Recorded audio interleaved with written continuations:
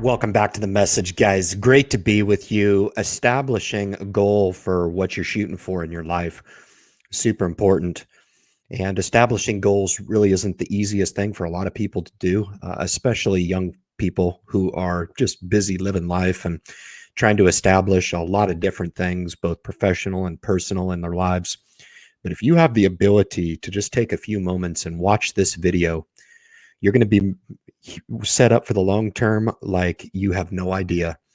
This is going to help you understand establishing those long-term goals. They can be vague, they can be broad and genuine, but I'm really going to give you the difference between the short-term and the long-term goals in this video, and really going to help you in your day-to-day activities in really making sure that the small and the large decisions that you make during the course of your life should really be in reflection of where you're going in your life and in achieving your long-term goals. So you're going to want to stick around, guys. This is going to be Fundamental Investing 101.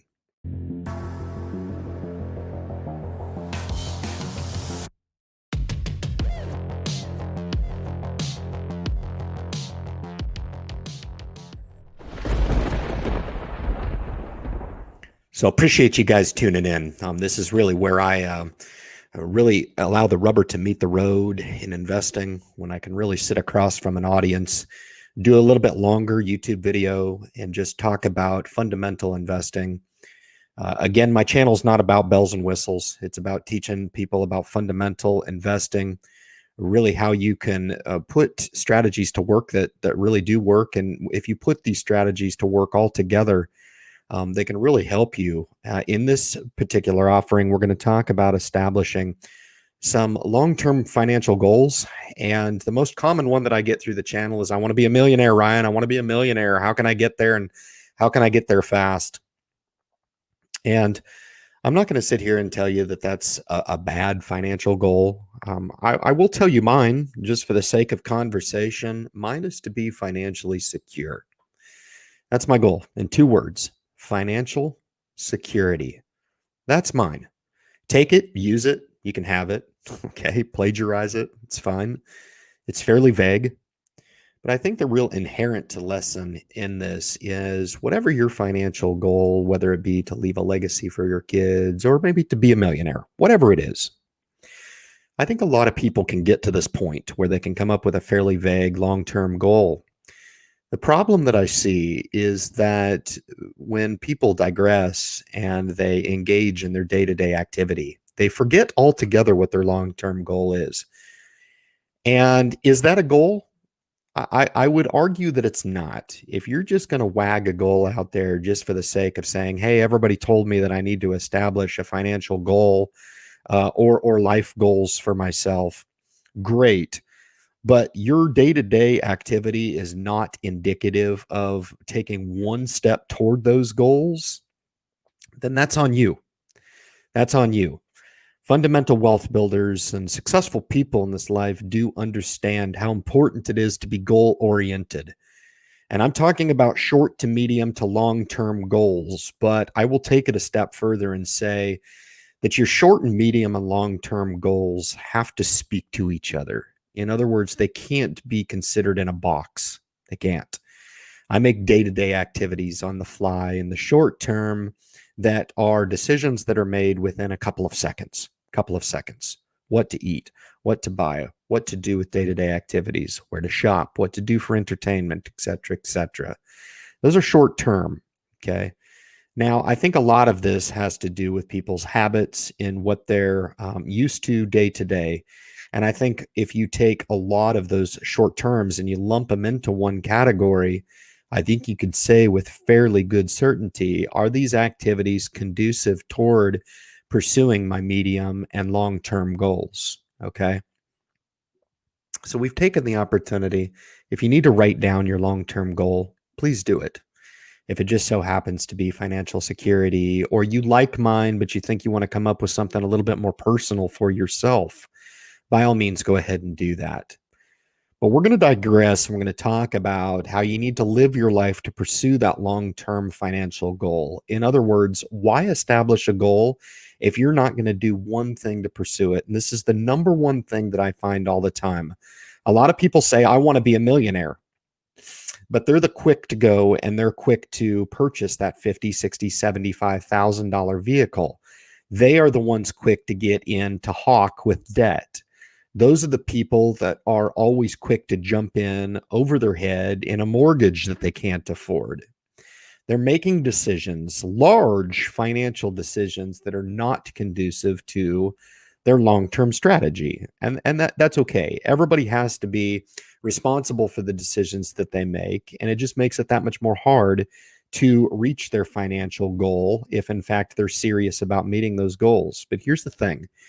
You cannot habitually make bad decisions in your life and expect with any certainty at all to meet your financial goals. In other words, there is a means to an end. And those means are meeting your short-term and medium-term goals to making sure that you're giving yourself the best opportunity to realistically say, you know what, I've met my financial goal when I get into my future. And I think a lot of people get into retirement and they look back and say, man, I wish I was more disciplined. I wish I controlled my spending a little more. Did we really need to go out to a restaurant every night? Man alive, I calculated how much we wasted over the course of our life just doing this one activity. I wish we could have curtailed that activity, not given it up altogether, but at least curtailed it in a point where, or to an extent, that could allow us a little bit more surplus capital to be conducive to pursuing our long-term goals, right? So I've just jotted down some short-term goals. I'm going to jump into a lot of things. This is really something that I do on occasion to remind myself. However, I am very conditioned in my discipline. And if you guys were going to seek a higher place in pursuing wealth in your life, I would consider committing a lot of this to your day-to-day discipline. In other words, if you can't deploy this in real life, what good is it to write it down? Okay. If you can't live these things or walk the walk, not just talk the talk all the time, then what good is it? And I don't mean this message to be impugning at all, but here's the thing. There are reasons why people are not achieving their financial goals. There are reasons why people are failing at investing. Okay. And the idea is to strike at the root as to why those failings are occurring in the masses. Okay. A lot of people can't be helped. Okay. They know it all and they don't want to be persuaded in any direction at all. And those are the people that'll be sour later on in life, maybe even naive to the fact that they screwed up their entire life and failed to take any level of constructive coaching or mentorship along the lines. Those people are a lost cause. And those are the worst people that I want to even talk to on the channel. Those are, quite frankly, the people that come onto the message and they usually don't stick around for very long because I strike at the opportunity for change. And a lot of people are incapable of changing. Let's just say it truthfully, especially in the United States. We're the worst. We hate when somebody sits across from them and says, hey, would you consider this option over here? Hate to say that maybe what you're doing over here is not conducive to your long-term goals. You're going to need to change. Otherwise, you're going to suffer later on in life. A lot of people out there don't like that type of dialogue. And then there's the type of people out there that will sit back and objectively look at what somebody's saying and either agree or disagree. Those are the types of people that I enjoy the most because they don't just accept information at face value. They ground truth. What is this guy's intent? What is he trying to really get at? Why is he telling me in my day-to-day activity that I need to save more? Why is it that during my day-to-day activity that I may want to engage in using a little bit more of a digital transaction type of method, okay, through credit cards? You bet. I'm going to mention it as one of my wealth building strategies toward my financial goals of financial security. Why do I save for my children in many facets, not just for college education, right? Why do I pursue health insurance? What does that have to do with financial peace and success down the line? Okay. We're going to talk about some of these things. But identify for yourself if you actually have the capability of sitting across from somebody like myself and sticking with a message that after 20 minutes, you could be absolutely empowered and changed in your life. Okay. And I think there's very, very few people out there that actually have the capability and capacity to internalize that information, ground truth it, agree or disagree, deploy and see it work for themselves. But I deliver the information anyway because it allows me the opportunity to strike at the truth and strike at the root of what I feel really is a lot of people's deficiencies in life in meeting or failing to meet their financial goals down the line. I'm going to just run through these rapid fire for you guys to give you an idea of why I save. I'm a saver. I'm a saver and a collector. I've always been a collector. I collected baseball cards when I was a little fella. I'm now probably going to start to leverage into a new collection initiative, and that is with gold and silver. I'm really, really intrigued with the opportunity of alt investing, guns, ammo, etc., rare art, vintage cars, right? I'm a collector, okay? But to feed my collective appetite and palate, I'm a saver. I saved cash. I invest. I save within my savings. I save for my kids. I am a saver.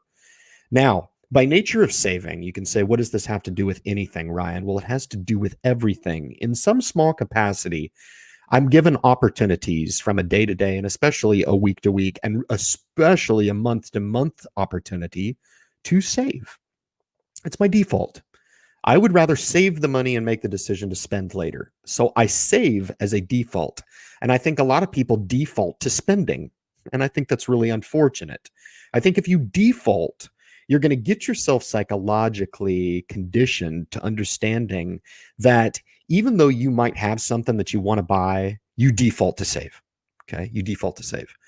And then that impulse to buy, sometimes you'll find will just kind of die out with time a little bit.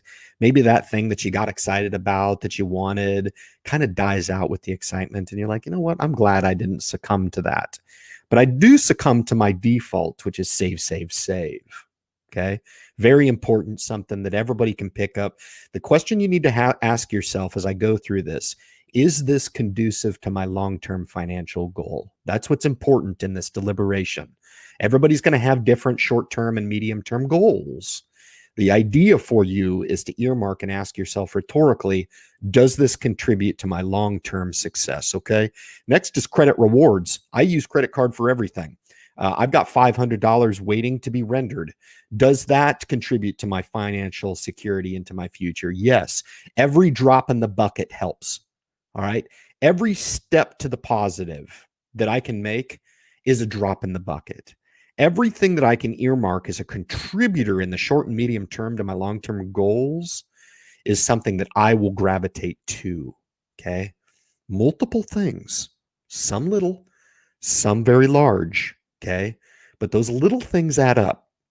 And the large decisions that you make, you don't need very many good decisions in this life to really springboard you into financial security, which is my financial goal. Whatever yours is, these things can help and be conducive to your long-term goals as well.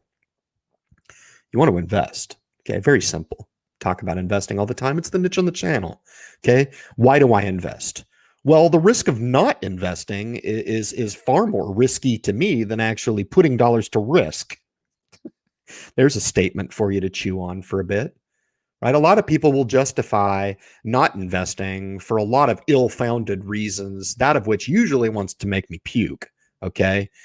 I think everybody should invest. Absolutely. Get your fitness right, get your debt under control, etc. You invest. Not because I'm telling you to, or I'm motivating you to, because it is a damn necessity in this life.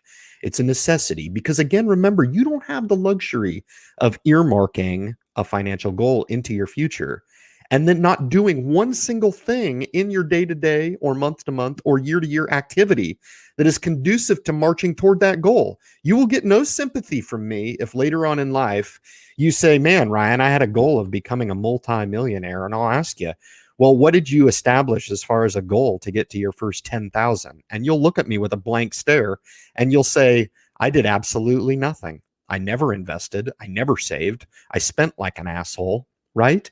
I will have no sympathy for you, because here's the thing. Through my saving, through my investing, through my day-to-day discipline, I sacrifice. I sacrifice. And if you're unwilling to sacrifice in this life, don't be surprised when you can't meet your financial goal going forward. You want to tax protect? You bet. That's an easy one. Very simple decision-making strategy that you can just deploy. And by nature of the strategy that you do deploy, you can achieve that tax protection. Does it lend itself toward your financial goal? Absolutely 100%. All right. You want to spend less. Okay. You want to initiate a budget. You want to spend less. All right. I'm not asking you to give up on everything in life. What I'm asking you to do is really take a hard look on those expenditures and cut out those expenditures that you do not need. Okay. Identify those sunken costs that you absolutely do need. All right. And overall, you want to spend less. Okay. Very, very important. Are these conducive to the long-term goals? The answer is yes. Okay. I've already answered these for myself. Save for the kids' college education and personal investment accounts. If I can do that over the long term, there's going to be less potential for expenditures down the line to come up in their life that is going to take away from my goal of financial security. So you need see how inadvertently, by investing for the kids, it actually lends itself more conducive to my program. That's how I justify that. Okay, I'm not going to not invest for my kids and be ill prepared for decisions, big milestones, college, starting a business, right? Entering into a trade school, whatever that may be. Okay, I don't know what they're going to do, but those decisions will be looming on the horizon. So to mitigate the impact of those decisions in the medium term, I invest now, which are conducive to my long-term financial goals. Okay. You see how my thought process works there? Very, very simple. An indirect result of direct investing for my kids. Okay. Very, very awesome. All right. You want to reinvest dividends. I have comments come through the channel all the time. They're like, Ryan, why don't you enjoy your money? I don't understand why you just don't take the dividends and, I don't know, go blow it. You only live once, right? Well, it's not conducive to my long-term program. That's very, very important. Okay. So you have to make sure and reinvest dividends right now, because the fact of the matter is we don't need the money. Okay. So to reinvest now, to turn the faucet off later on in life and actually render those dividends as income later, super, super important to do so. All right. You want to avoid distraction in life. Okay. You want to make sure that your plan doesn't get off kilter and you start to pursue other things that are not aligned with your long-term goals. So this happens all the time, okay? Where you look to pursue getting to your goal quicker than your goals can actually, or your plan can actually render, okay? You start to ask for unrealistic expectations of your short and medium-term decisions to meet your long-term objectives. I see this mistake all the time, and YouTube feeds into that. It really does. Hey, you can get rich overnight. Join my program. You'll become a millionaire in a week, whatever it may be. All those things are not conducive to realistic long-term goals, but you'll learn. And ultimately, you have to be responsible for the decisions that you make in this life. Need to be able to evaluate risk, avoid pitfalls, right? Only take on the level of risk that you're comfortable with, making sure that you're not compromising the integrity of your long-term goals over time. You want to build your career. You bet. That's going to render yourself capable of meeting your financial security down the line. That's going to be huge. It's huge for me. Okay. I'm not quitting my day job to pursue YouTube. Hell no. That's evaluating risk, and that's assessing the amount that it's absolutely crazy for me to give up my stable job that provides me everything that I've ever had in way of health insurance, dental insurance, personal and financial security in my life. It gives me access to retirement tools such as the TSP, access to a pension, all those things. All of those decisions are all positives that do in fact render themselves supplemental or supporting of my long-term financial goals. So guys, I hope you appreciate this. I hope you take and use and deploy this information to not only generate a broad long-term financial goal for yourself, but making sure that your short-term and medium-term goals are aligned to meeting that financial long-term goal into your future. If you enjoy the material coming through the channel, you want to make sure and subscribe to the channel. Leave your comments at the bottom of this video. If I've missed something in this deliberation, please leave those comments for me as I do review those comments. More importantly, if you know anybody out there that can benefit from this information, is struggling with establishing a long-term financial goal, maybe they're struggling with debt, maybe they're struggling with some of those savings and spending habits that I earmarked as so conducive to meeting long-term goals, share this message with them. The strength of my channel is predicated upon the ability to share this message with those folks out there that need this information. And I contend that the masses need this empowering message. Guys, thank you so much for tuning into the video, and good luck in your investing future.